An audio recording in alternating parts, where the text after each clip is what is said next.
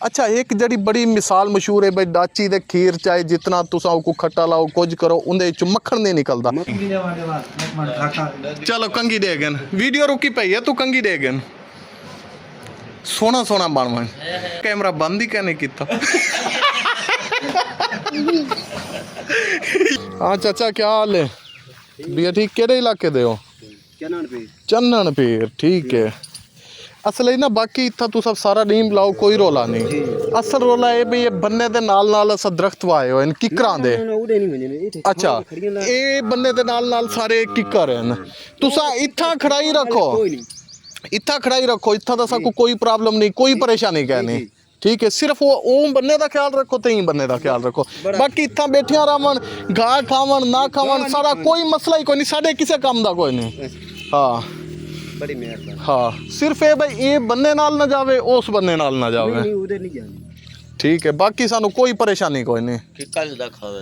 हाँ भाई बड़ी मेहरबानी उतले किकर ही खा जान कोई मसला नहीं सिर्फ तलो नवे हाँ तले ने छोटे छोटे किकर हूँ वो मैं वेखी वो बन्ना सारा डठा पे किकर सारे विच बर्बाद होए पे ने असा हाँ मेहनत असा कीती है खाली खट्टी है बेज सट्टिया है सारा काम किया है हूँ वो सारा नुकसान होया पे बाकी इस जगह उत्ते बैठे रहन सानू कोई परेशानी कोई नहीं ठीक है। ना क्या है अपना चाचा कितने जानवर ने अपने मजदूरी ते महीने दे अच्छा कितने ने टोटल जानवर? एक कितना खीर देंदी है?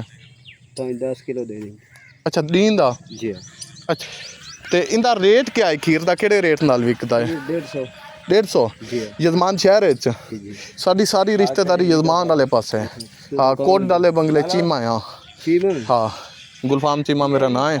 कोट डाले बंगले साड़ी रिश्तेदारी यजमान शहर सदर बाजार रिश्तेदारी बंगला टेल वाला साड़ी रिश्तेदारी हैदराज का साड़ी रिश्तेदारी बितालिया डे साड़ी रिश्तेदारी 41 साड़ी रिश्तेदारी 49 चाके साड़ी रिश्तेदारी चीमा तेरा बेटा अपने स्थान में थी साड़ी। अच्छा आ चीमे ही उत्थे बड़े बैठे ने चीमे ने वड़ैश ने बाजवा नाल ही साड़ी रिश्तेदारी है। हाँ जी ये समझो तुसा दे सारे मेहमान हो ना। हाँ अच्छा एक डाची 10 किलो खीर दीन दा दे वेंदी है दे देंदी है जे राज हो फिर क्या देने राज ना होवे दा 7-8 किलो। हां बस फिर 4 किलो 5 किलो बस इथे। अच्छा औसतन एक डाची दी कीमत क्या है आज दे दौर विच? 8 लाख जी मतलब जानवर की कीमत सही है ठीक है कीमत अच्छी है।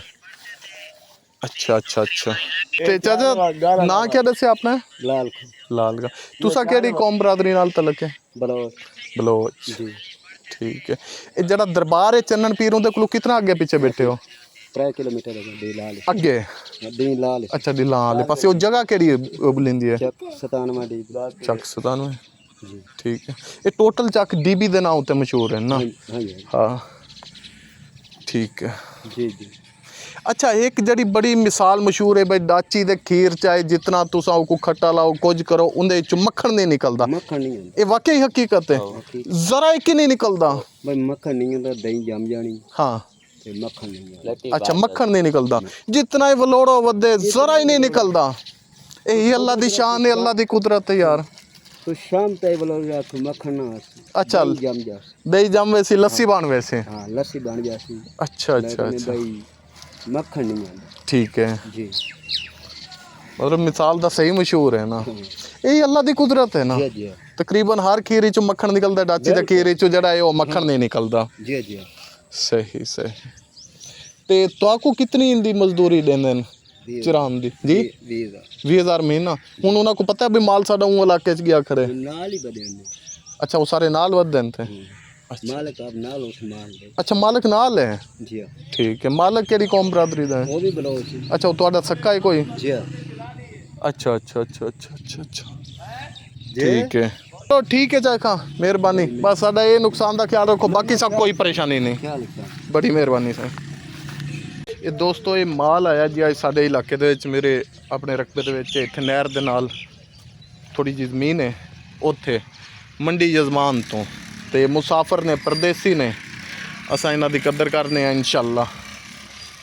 ते अज जड़ी एक मिसाल बड़ी मशहूर है ना जड़ी सुनी आई भाई मक्खन नहीं निकलदा वो चाचे को मैं तस्दीक की है चाचा दे भाई वाकई भाई मक्खन नहीं निकलदा ਚਾਹੇ ਸਾਰਾ ਦਿਨ ਤੁਸੀਂ ਮਦਾਨੀ ਵਿੱਚ ਪਾ ਕੇ ਬੈਠੇ ਰਹੋ।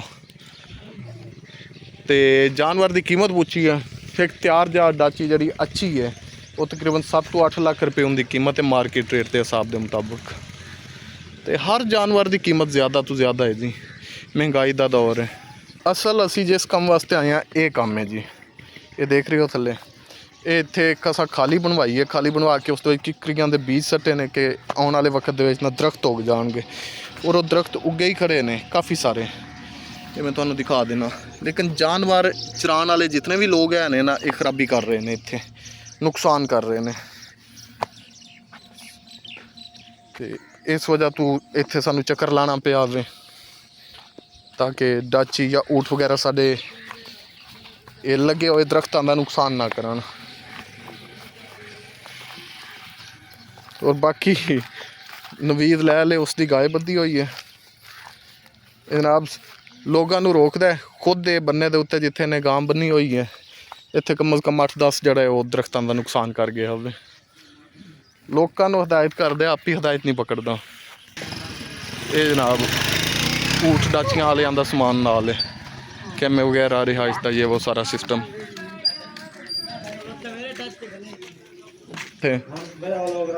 तेरा रंधा पे मैं आगे दस नहीं ते मी दसिया पता क्या है मी हाँ सुन ना उरा उरा नेड़े थी ए भाईजान ने वो नवीद ले ले जरा लोगों को नसीहत करेंदे भाई यार गुलफाम दिया किकरियां लगियां हुए नुकसान ना करो।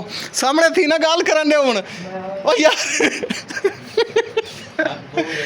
अच्छा आप यकीन कर चस दी गाल है, बड़े कम दी गाल है ते गाल सुन के चस ना आवे गाल मुक गई।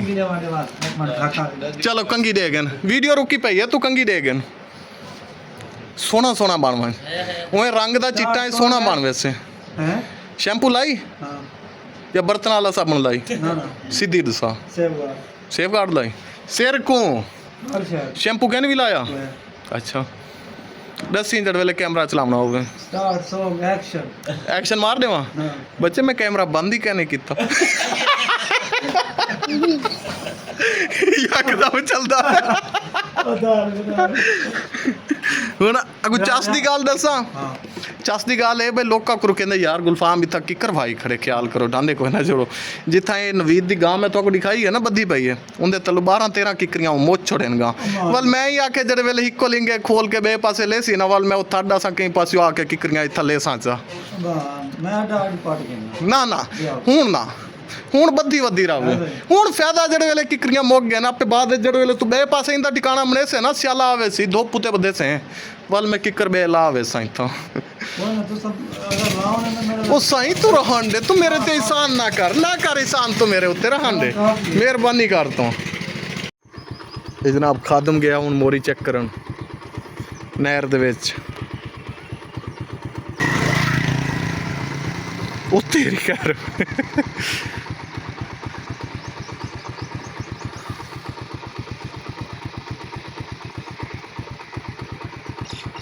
ਉੱਚਾ ਹੋ ਗਿਆ ਪਾਣੀ ਅੱਗੇ ਹੈ